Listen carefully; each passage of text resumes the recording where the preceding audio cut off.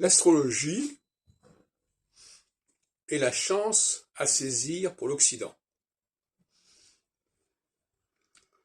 D'abord parce qu'elle est connectée avec la Bible, avec le monde judéo-chrétien. Je parle de la lutte avec la Chine, par exemple, qui n'a pas cette référence biblique. Et elle est connectée avec toute une tradition européenne, occidentale, de littérature astrologique, qui n'est parvenue en Chine que de façon extrêmement aléatoire. Donc, cette astrologie dont je parle, c'est celle que j'ai développée, une astrologie sensorielle, en phase directe avec la Bible,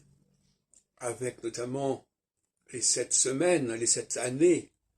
de vaches maigres et vaches grasses,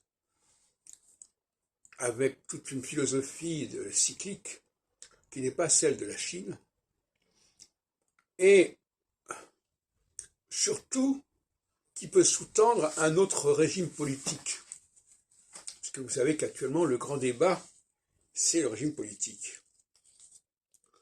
La Chine prétend avoir un meilleur régime politique que l'Occident,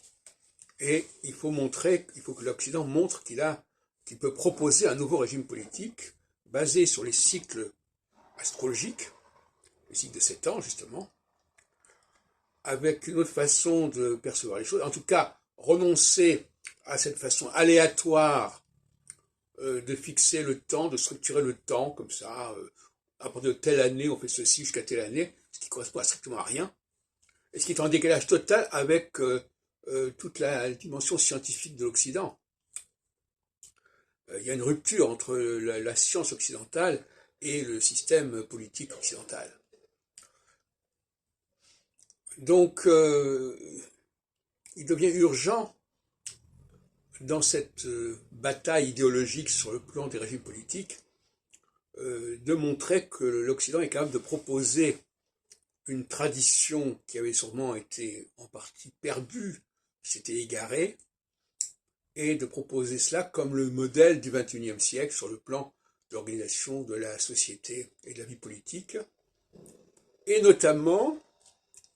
aussi, je crois, dans le rapport avec l'islam, le fait d'accepter qu'il y ait un distinguo entre les hommes et les femmes, parce que ça, c'est pas possible de continuer de cette façon.